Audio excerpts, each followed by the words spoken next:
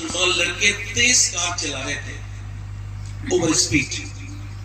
ایسا ایکسیڈنٹ ہوا ہے, ویڈیو بھی آئی ہے. وہ گندا قسم کا گھٹیا گانا سن رہے تھے. گانے تو سارے خراب ہوتے ہیں, وہ کچھ زیادہ خراب گانا سن رہے تھے. تو وہ گانا سنتے سنتے اچانک ٹرک کے اندر جب گھسے ہیں تو 5 مر گئے.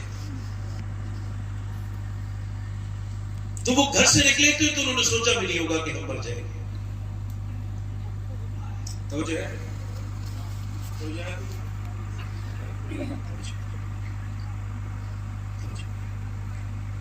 یہ سانسیں ہماری چل رہی ہیں.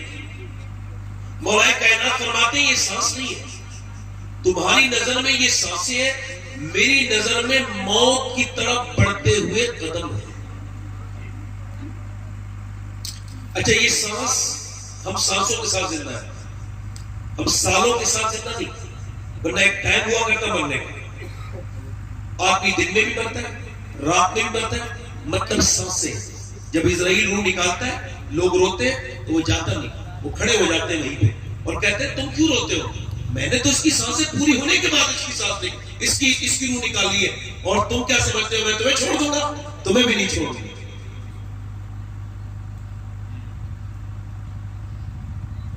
اللہ کے پیارے رسول صلی اللہ علیہ وسلم کی بارگاہ میں 3 دن ایک صاحب کا ذکر ہو, بڑے نیک ہے, بڑے نیک ہے, بڑے نیک ہے.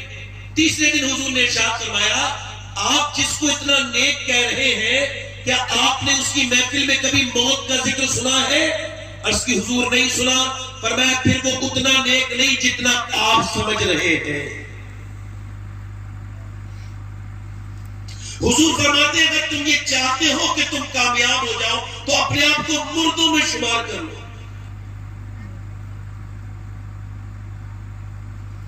کتنی لاشیں اور اٹھیں گی جو میں توبہ کروں گا. کون سا ایسا وقت آئے گا جو نوجوان کو یہ خبر ہوگی کہ وہ دنیا میں یہ سب کرنے نہیں آیا وہ جو کر رہا ہے.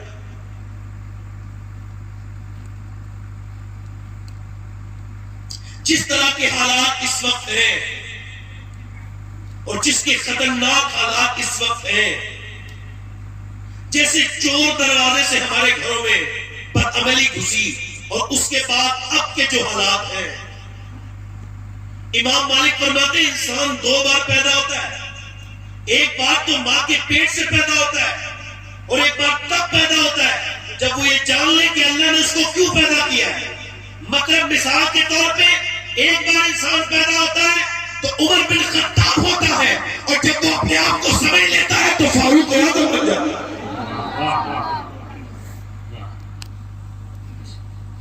انسان یہ سمجھے کہ موت یقینی ہے, آ کر رہے گی, اور ہم موت کے بڑے نزدیک ہیں. حضرت سیدنا عباس حضور کے چچا کہتے ہیں کہ حضور کے ساتھ سفر کر رہے ہیں, میں اپنے حضور کے ساتھ ہوں. میرے آقا کریم نے ایک جگہ وضو کرنا ہے, استنجا کرنے کے بعد فارغ ہونے کے بعد حضور نے پانی کے قریب جانا ہے, پانی 12-13 قدم دور ہے. دھیان سے سنیے گا, ہو سکتا ہے بندہ آخری تقریر کر رہا ہوں, حالات کو کچھ نہیں پتا, میں اس تقریر کے بعد اگلی تقریر کے لائق نہ رہوں اور میری روح نکل جائے اور میں مر جاؤں, تو کم سے کم ایسا تو بن کے مروں کہ جب قبر میں جاؤں اور جب میری آنکھ کھلے تو حضور مجھ پر نظر ڈالے تو یہ کہہ دیں یار تو دل سے میری باتیں کرتا تھا, چل تجھ پہ مہربانی کرتا ہوں, چل تجھ پہ کرم کرتا ہوں, چل تجھ پہ نظر ڈالتا ہوں. ذرا غور تو کرے, یہ حدیث میرے دل پہ بڑا اثر کر گئی. جب میں نے پہلی بار پڑھی, حضرت عباس کہتے پانی 12 قدم دور ہے, حضور نے وضو کرنا ہے, مگر میرے سرکار نے وضو نہیں کیا, پہلے تیمم فرمایا. تیمم تو تب ہوتا ہے جب پانی میسر نہ ہو, مگر پانی موجود. میں عرض کرتا ہوں یا رسول اللہ, حکمت سمجھ نہیں آئی میرے سرکار, وہ سامنے پانی موجود ہے, یہاں پہ آپ نے تیمم فرمایا, حضور کی آنکھوں میں آنسو آئے اور پانی تک چلتے چلتے آنکھوں سے آنسو گرنے بھی لگے. فرمایا میرے چچا, میں اس پانی تک پہنچنے کی امید نہیں رکھتا, اور میں اپنے رب کی بارگاہ میں بے وضو حاضر نہیں ہونا چاہتا, بے وضو حاضر نہیں ہونا چاہتا. اس وجہ سے یہاں سے وہاں تک کے لیے تیمم کر لیا ہے. حالانکہ حضور کو تو یہ بھی پتا ہے میں کب مروں گا اور آپ کب مریں گے, مگر ذرا غور تو کریں یہ کیا سبق ہے کہ میاں امام غزالی فرماتے ہیں اس حدیث کو لکھنے کے بعد، وہ کہتے ہیں کہ اس کا مطلب یہ کہ مومن کو اپنا تھیلا تیار کر لینا چاہیے۔ اب یہ مومن کا تھیلا تیار ہے کہ میاں ایک نوجوان لڑکے کی لاش سڑک پر ٹاپ رہی ہے، لوگوں نے اٹھا کے اس کو کھینچا، کھینچنے کے بعد الگ کیا، اس کے بھیجے کو اٹھا کے پولیتھین میں رکھا، پھر اس کے کان میں جو لیڈ لگی تھی جس کی وجہ سے وہ ٹرک کا ہارن نہ سمجھ پایا اور ٹرک کا پہیہ اس کے بھیجے پر چڑھا تو ایک پھڑاکے کے ساتھ اس کی زندگی ختم ہو گئی۔ مگر یہ ایک بہت بڑی عبرت دے گئی کہ جب اس کا موبائل کھولا گیا اس میں گانا بج رہا تھا، گانا ختم نہیں ہوا، زندگی ختم ہو گئی۔ جو جس حال میں مرے گا اسی حال میں اٹھایا جائے گا۔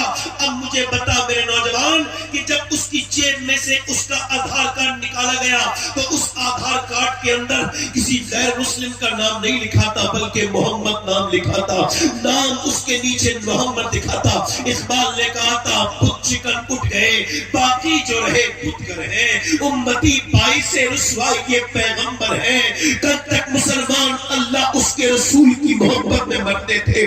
آج جس پتا میرے نوجوان جو تیری زندگی ہے کس طرح کی زندگی ہے، یہ تیری آنکھیں کس طرح کی تیری آنکھیں ہیں، آپ دیکھ کے نہیں آپ ادھر کھڑے ہو۔ میں ابھی مدرسے کی طرف گیا تھا تو میں نے دیکھا نوجوان لڑکے موبائلوں میں گانا لگا کے مدرسے کے سامنے کھڑے ہیں، اللہ اکبر، وہ جلسے میں آئے ہیں اور گانا دیکھ رہے ہیں۔ یہ کتنی بڑی بے حیائی ہمارے گھروں میں گھس گئی۔ اور میری طرف دیکھو میرے بھائیوں، ذرا غور تو کرو، آپ یہ آنکھیں تیری ہیں؟ نہیں نہیں نہیں، یہ تو تیرا دھوکہ ہے کہ یہ تیری آنکھیں ہیں، یہ تو تجھے کسی نے بتا دیا ہے۔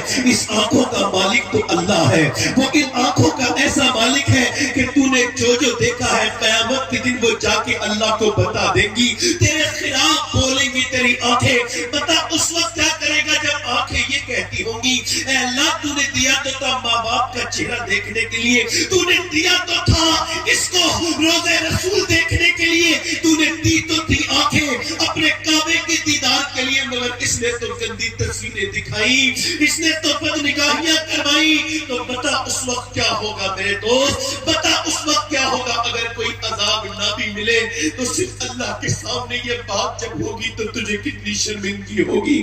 بتا ان آنکھوں کو کہاں لے کے جائے گا؟ مولا کائنات فرماتے ہیں میں نے اپنی آنکھوں سے کبھی اپنی شرمگاہ نہیں دیکھی۔ کسی نے کہا حضور کوئی اپنی شرمگاہ دیکھنا ناجائز تو نہیں؟ فرمانے لگے بات ٹھیک ہے، مگر جن آنکھوں سے میں حضور کو دیکھتا تھا میرے دل گوارا نہیں کرتا تھا۔ اللہ اکبر، مجھے بتاؤ مرتے ہی تو قبر میں جانا ہے، یہ گندی آنکھیں لے کر کے جاؤ گے؟ عتبہ بن غزوان نام کا صحابی تلوار چلا رہے ہیں، تلوار چلاتے چلاتے چلاتے انہوں نے اپنی تلوار آنکھ میں مار کے آنکھ کا ڈھیلا نکال کے پھینک دیا۔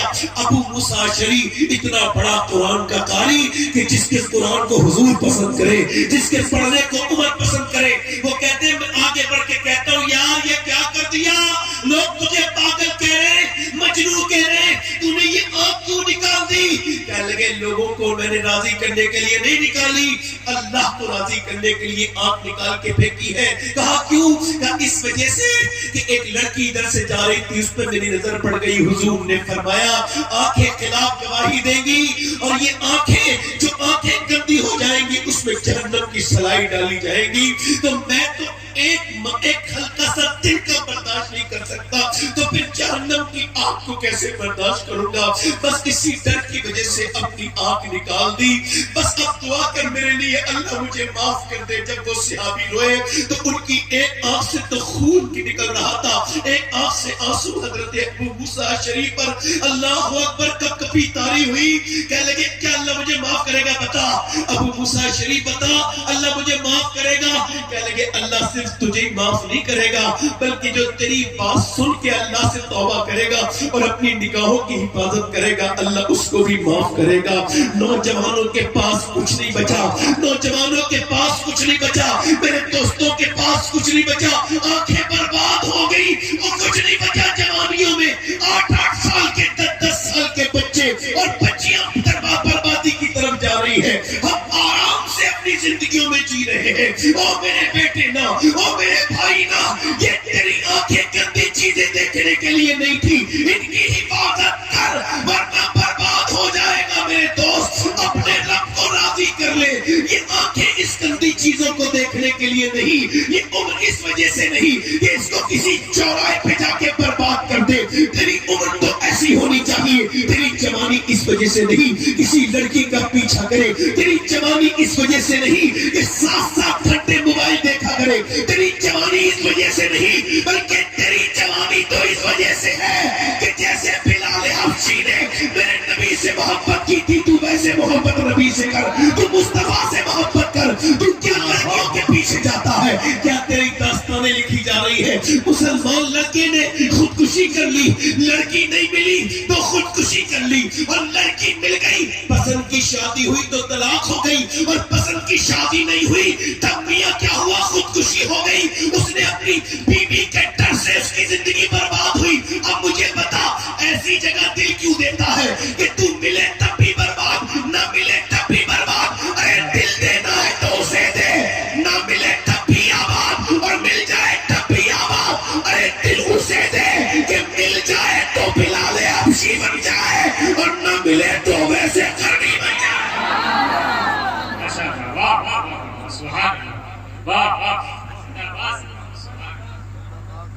مگر ایک صاحب ہماری تقریر سنتے ہیں، لوگ انٹرنیٹ پہ کمنٹ کرتے ہیں یہ مولانا اتنی زور سے کیوں بولتے ہیں؟ میں کہا لگا ہمارے والی لوگ ہلکے والی پسند ہی نہیں کرتے. ہم نے کہا آپ ہمارے یہاں آئیے نا، یہ زور سے بلوا رہا ورنہ میں ابھی کئی جگہ تقریر کر گیا ہوں شہروں میں ہلکے بالکل ہلکے بول رہا ہوں، وہ ہلکے سے ہی داد دے رہے ہیں. مگر ایک بات میں آپ سے داد لینے نہیں آیا، میری بات سنیں. یہ بچے دریافت کیسے ہوں گے؟ ایسے یہ بچے آئیں گے کیسے؟ توجہ کرو، ادھر دیکھو بچے کیسے آئیں گے، ادھر دیکھو بچے کیسے آئیں گے. آپ کو بتاؤں کیسے آئیں گے؟ سیدہ ام سلمہ سبحان اللہ تو بولو ذرا یار، فرماتی میں نے مدینے میں دیکھا، دل لگا کے سننا، میں نے مدینے میں دیکھا ساری عورتوں کو بچوں کو سلاتی تھی لوریاں دے کر، عربی لوریاں. کہتی مگر میں نے ایک ماں ایسی بھی دیکھی کہ اس نے اپنے بچوں کو کبھی لوری نہیں سنائی، اس نے جب بھی سنایا تو نبی کا قرآن سنا کے سنایا. لمبا وقت نہیں لوں گا میں آپ کو. دل لگ رہا ہے آپ لوگوں کو؟ نہیں لگ رہا؟ بتاؤ کتنے لوگوں کا دل لگ رہا ہے؟ سید صاحب بھی آ گئے ماشاءاللہ، سید احمد رضا. ادھر یہ علماء اکرام بھی تشریف رکھتے، تو آپ سب کا بھی خادم ہوں. تو علماء میں آپ کا خادم و خدمت کرنے آیا ہوں. اب ذرا دھیان سے سنیے، ماں کا اثر بچے پر پیدا ہونے کے بعد نہیں ہوتا، پیٹ کے اندر سے ہوتا ہے. اچھا ادھر دیکھو تاریخ کیسی لکھی گئی ہے. اچھا ادھر دیکھو توجہ کرو. ماں اگر ڈپریشن میں رہے تو بچے کے دماغ پہ اثر ہو جاتا ہے، یہ میڈیکل سائنس ہے. ماں اگر فروٹ کھائے تو اس کا اثر بھی بچوں پر ہوتا ہے. بچے پاگل ہوتے ماں کے پیٹ سے پیدا. ہاروارڈ نے ریسرچ کر کے بتایا یہ وہ بچے تھے ماں کے پیٹ کے اندر تھے تو باپ نے ماں کو مارا یا جھگڑا اتنا ہوا، ماں اتنی پریشان ہو گئی کہ بچے کا دماغ اب پاگل ہے. اس آدمی نے اپنی بیوی کو پریگننسی میں مارا، جاہل نے، اور اس کو خبر نہیں تھی کہ یہ اپنی بیوی پہ ہاتھ نہیں اٹھا رہا تھا بلکہ یہ اپنے بچے کے مستقبل کو برباد کر رہا تھا. اب ذرا توجہ کریں، ذرا غور کریں. یہ پانی پت کرنال ایک بچہ پیدا ہوا، ایک دن رویا، دوسرے دن رویا، تیسرے دن رویا، چوتھے دن رویا. میں پھر کہتا ہوں آپ سے، میرے نبی فرماتے ہیں جو تہجد کے وقت میں قرآن پڑھتا ہے اللہ کا کوئی نیک بندہ، کوئی مومن، تو اس وقت فرشتے نیچے کو نازل ہونے لگتے ہیں. اللہ کے رسول فرماتے ہیں اتنے فرشتے، وہ تو قرآن میں لگا ہوا ہے وہ تو دیکھ نہیں پا رہا ہے، مگر اتنے فرشتے آتے ہیں کہ جب کوئی مرد اور عورت تہجد میں قرآن پڑھے تو زمین سے لے کے آسمان تک فرشتے ہی فرشتے.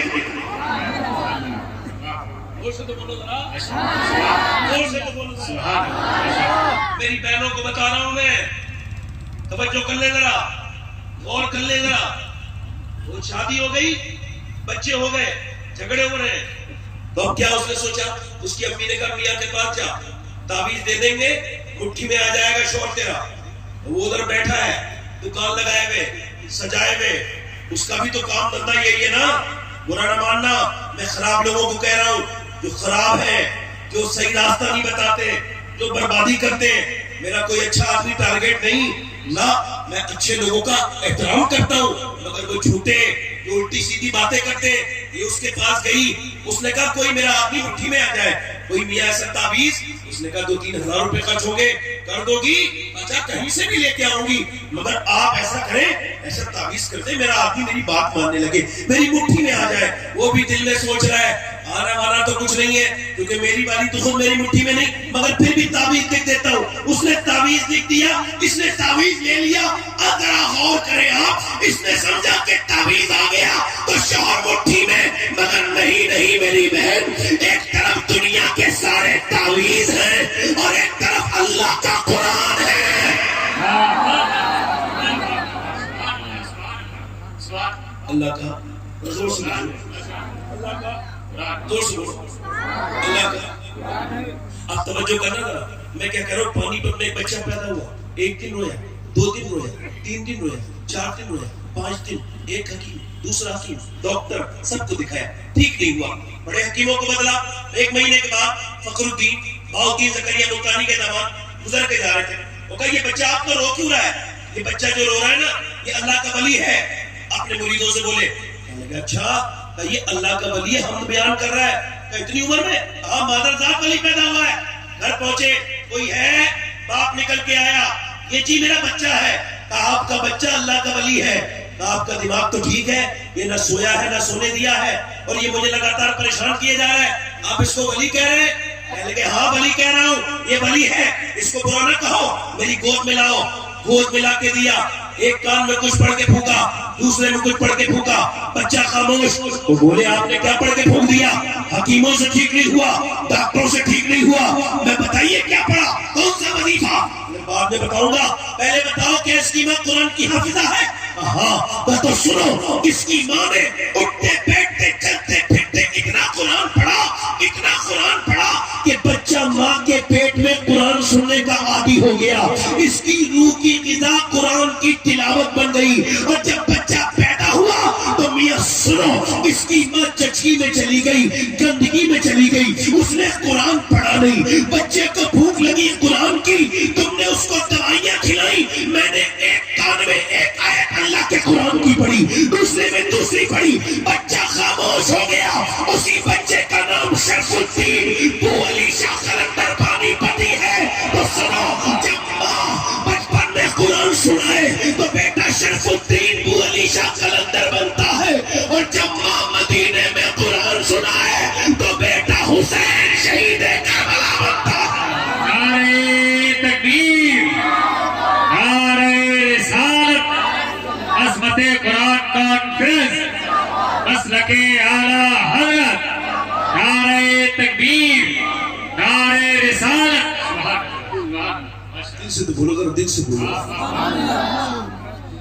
یعنی قرآن، سبحان اللہ، یعنی قرآن کو جو پڑھے اور جو پڑھائے، بہترین انسان وہی ہے جو قرآن کی تعلیم کو عام کرے۔ اچھا عورتیں اس کو پڑھتی نہیں، مگر جو پڑھے ان کے اوپر اللہ کی رحمتیں، برکتیں۔ سنو، غور کرو، پرانے زمانے کی بات ہے، ایک لڑکی، ایک مسلمان لڑکی کی سہیلی بن گئی غیر مسلم، حالات کے حساب سے نام نہ لے رہا ہوں مگر غیر مسلم سمجھ لیں، ٹھیک؟ اس نے کیا کیا کہ اپنی سہیلی سے اتنا اچھی والی دوستی کر لی۔ قرآن شفا ہے، کیا ہے بولو، کیا ہے بولو، کیا ہے بولو، شفا۔ اور ایسی شفا کہ صحابہ اکرام کسی قبیلے میں گئے تو وہاں پہ ان لوگوں نے کوئی خاطر تواضع نہیں کی، مگر اچانک اللہ کا کرنا کہ ان کے جو سردار تھا اس کے بچھو نے کاٹ لیا۔ صحابہ اکرام نے اس سے کہا کہ اگر تم ہماری خاطر تواضع کرو تو ہم اس کے اوپر دم کر دیں گے۔ کیسے؟ اگر تم کھانا کھلانے کا وعدہ کرو دم کر دیں گے۔ ٹھیک ہے، کر دیں گے دم، ہم کھلائیں گے کھانا۔ آپ نے فرمایا، صحابہ اکرام نے قریب بلایا اور انہوں نے سورہ فاتحہ پڑھ کے دم کر دیا۔ ایک دم دم کرنا تھا کہ بچھو کا اثر بالکل ختم ہو گیا۔ تو اس میں بدن کی بھی شفا ہے اور روحانی بیماری یعنی حسد، غیبت، تکبر، یہاں تک کہ کفر تک کا علاج ہے قرآن، بلکہ کفر کا علاج ہے قرآن۔ اور دنیا کی کوئی ایسی کتاب نہیں ہے جو یہ دعویٰ کرے کوئی کسی مذہب کے لیے کتاب آئی، کوئی کسی مذہب کی کتاب ہے، مگر قرآن ہے جو انسانوں کی ہدایت کے لیے ہے۔ بول نہیں رہے، یہ لگا کے بول رہے۔ تو وہ پڑوسن سے محبت ہو گئی، اپنی سہیلن سے، اس کی جو ماں تھی نا، اس کی سہیلی کی، وہ تھی نیک اللہ والی، اس نے اسے قرآن پڑھانا شروع کر دیا۔ وہ قرآن پڑھا رہی تھی، غیر مسلم لڑکی بولی یہ قرآن پڑھا رہی ہے آپ اس کو؟ کہا مجھے بھی پڑھا دے۔ اس نے اس غیر مسلم کی لڑکی کو بھی قرآن پڑھا دیا۔ بولو تو صحیح، غیر مسلم کی لڑکی کو بھی ایک دن قرآن اس نے پورا قرآن پڑھ لیا، تو پھر بولی اب میری بیٹی تو اب حافظہ کرے گی۔ اس نے کہا مجھے بھی حافظہ کرا دو۔ تو وہ لڑکی 15 سال کی عمر میں قرآن کی حافظہ بھی ہو، مگر اس نے کسی کو بتایا؟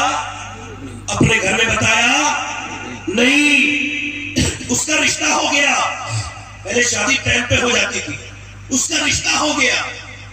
وہ اپنی ملانی کے پاس آئی کہ میری شادی ہونے والی ہے باجی، میں نے قرآن پڑھایا اور میں اسلام بھی قبول کر چکی ہوں، مگر جس کے ساتھ شادی ہونے والی ہے بڑا کٹر دشمن ہے قرآن کا، اسلام کا۔ اب اگر میں بتاؤں اپنے ماں باپ کو تو جان سے مار دیں گے، اور نہ بتاؤں تو میرا دم گھٹتا ہے، کیا کروں گا؟ ملانی نے کہا ڈرنے کی بات نہیں، تو جس قرآن سے محبت کرتی ہے وہی قرآن تیرے لیے کافی ہے۔ زور سے بولو ذرا، وہی قرآن تیرے لیے، وہی قرآن تیرے لیے، تو جس قرآن سے محبت کرتی ہے وہی قرآن، اور یہ وہ قرآن ہے الحمدللہ، یہ آپ کی قبر میں بھی، پھر حشر میں بھی۔ توجہ کرو، اب ذرا غور کرنا، میری طرف غور کرنا۔ اس نے کہا ٹھیک ہے، اب سنیے آپ، توجہ کیجئے آپ اور غور کیجئے میری بات پر اور توجہ کیجئے۔ وہ شادی ہونے والی تھی، اس کی ملانی نے اس کو تحفے میں قرآن چھپا کے دے دیا، گھر جا کے کھول لینا۔ گھر جا کے کھولا قرآن، شادی ہو گئی، 1 بچہ، 2 بچے، 3 بچے، مگر جب آدمی چلا جاتا تو گھر میں قرآن کھولتی اور رونے لگتی اور کہتی مالک میرے بچوں کو بھی، میرے شوہر کو بھی یا اللہ اسلام کی دولت دے دے، اے میرے رب۔ اس کا آدمی نفرت کرتا تھا، بڑا کٹر دشمن تھا مسلمانوں کا۔ ذرا غور کرو اللہ کا کرنا، اللہ کی حکمت سنو۔ اس کا آدمی بیمار ہو گیا، ایک دن رپورٹیں لے کے آیا، گھر میں بیٹھ کے رونے لگا۔ بیوی نے کیا ہوا میرے سرتاج؟ ہوتا کیا، میں تمہیں کیا بتاؤں کیا ہوا؟ تم بیوہ ہو جاؤ گی، تم کتنی شریف ہو، تم کتنی نیک ہو، کتنی سندر ہو، میرے بچے یتیم ہو جائیں گے، میرے بچے ابھاگے ہو جائیں گے، تم بیوہ ہو جاؤ گی۔ کہا کیوں؟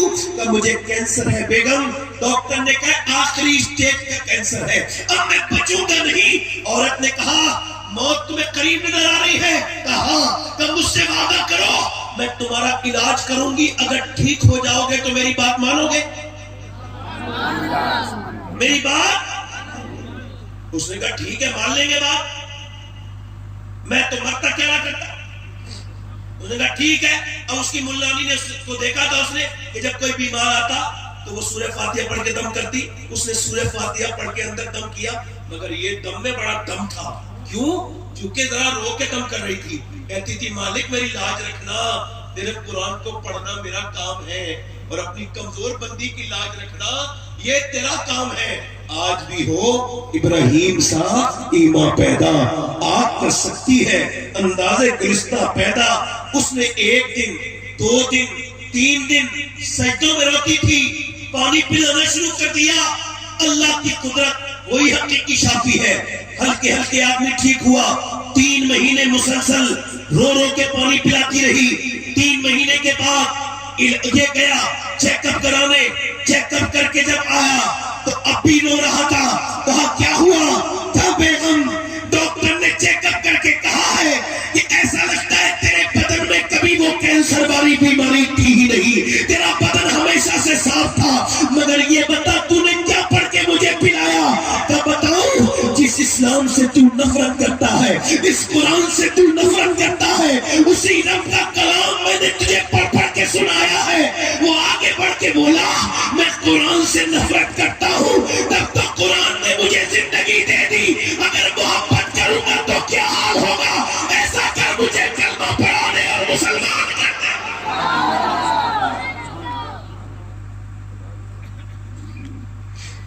مگر اب قرآن پڑھنا گھروں میں، توجہ کرو، قرآن پڑھنا گھروں میں بند ہو گیا. اسی وجہ سے اب تکلیفیں بھی آ رہی ہے نا. توجہ ہے آپ کی میری طرف نہیں. کفر بڑا خوش ہے کہ ہم نے اتنی مسلمان لڑکیاں بدل دی، اتنی بیٹیاں بدل دی، اتنی لڑکیاں بدل دی، اتنی لڑکیوں کے ایمان خراب کر دیے. میری بات سننا میرے بھائی. ایک آدمی تھا، اس کی بہن نے انگریزی کپڑے پہنے. آج سے 12 سال پہلے میں نے شادی میں ذرا ٹوک دیا، اپنی بہن کو تو سمجھاؤ انگریزی لباس پہن رہی ہے. اس نے کہا مولانا اپنا کام کرو، میں اپنی بہن پہ یقین رکھتا ہوں. اللہ اکبر، اس پہ بھروسہ ہے. اس بے شرم کو کوئی یہ سمجھائے تیری بہن بھروسے کے لائق ہے، یہ بتا، یا نبی کی بیٹی بھروسے کے لائق ہے؟ بتا ذرا. مگر اس بدبخت نے یہ مانی نہیں میری بات. آج سنو، اس کی بہن غیر مسلم کے ساتھ بھاگی، اور جب اس کا باپ گیا اس نے اپنی ٹوپی اپنی بیٹی کے پاؤں میں رکھی، تھانے میں سارے ہندو مسلمانوں کے سامنے، یہ میری ٹوپی تیرے ہاتھ پیروں میں ہے، ایسا کر، چل بھاگ کر چل میری بیٹی، ہماری ناک نہ کٹا. آگے بڑھ کے بولی، او سن، تو مجھے آج اسلام سمجھانے آیا ہے. اگر تو نے مجھے بچپن میں اسلام سمجھایا ہوتا تو میں یہاں نہیں ہوتی. اب میں اتنی باہر آ چکی ہوں کہ واپس نہیں آ سکتی. اب میں واپس نہیں آ سکتی. ادھر دیکھو، توجہ کرو، میں واپس نہیں آ سکتی. ماؤں نے چاہا تھا تو تبدیلی آئی تھی، اور میں ان سے بھی کہنا چاہتا ہوں، مجھے خوش ہو گئے کفار، وہ سمجھ رہے ہیں ہم نے لڑکیاں بدل لی. میں کہتا ہوں کسی کالج کی بے حیا کو بدل لیا، بے غیرت کو بدل لیا، کسی ناچنے گانے والی ماں کی بے غیرت لڑکی کو بدل لیا. غیرت مند لڑکی تم سے بدل نہیں سکتی. میں مانتا ہوں وہ نام کی مسلمان چلی گئی، میں مانتا ہوں وہ نام کی مسلمان تھی، مگر جو کام کی مسلمان ہوتی ہے وہ جان دے سکتی ہے مگر اپنا ایمان نہیں دے سکتی.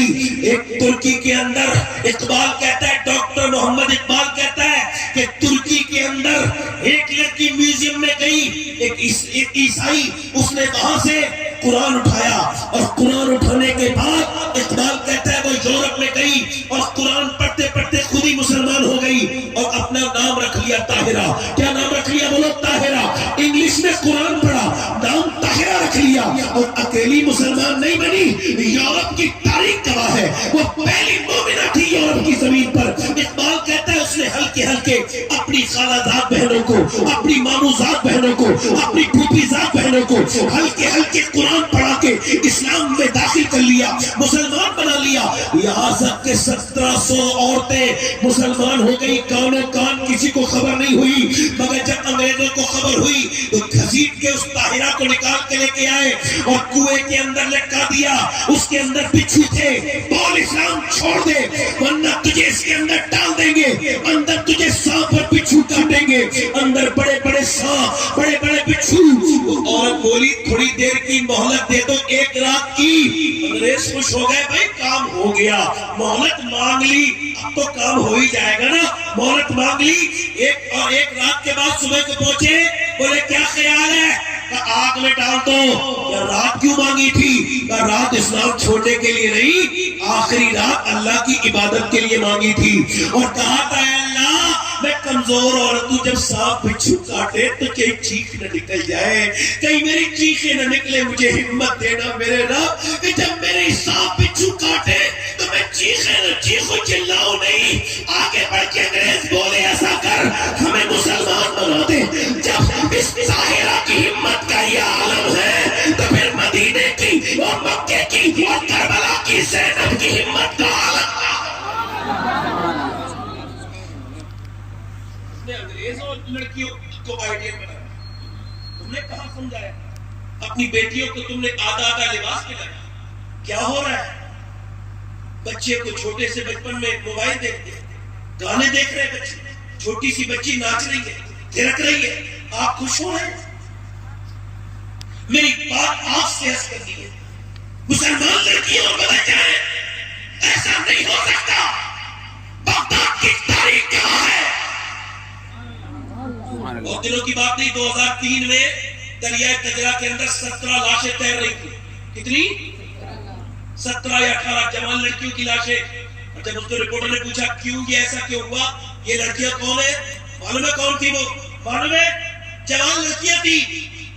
उन्होंने दीवारों पे लिखा, कोई मूसा बिन नसीर आए, कोई खालिद इब्न वलीद आए, कोई उमर फारूक आजम आ जाए।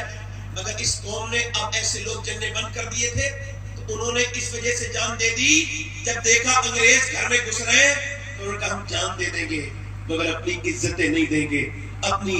और मैं कहता हूं करीब चलो, फलस्तीन के मुसलमानों को देख लो, हम किस बात के ऐसे मुसलमान हैं, हमें क्या पता। हमारी तो मस्जिदें लगातार झुकती चली जा रही हैं, मगर हमारे सर झुकने के लिए तैयार नहीं। फेसबुक के मुजाहिदों, फेसबुक से बाहर निकलो।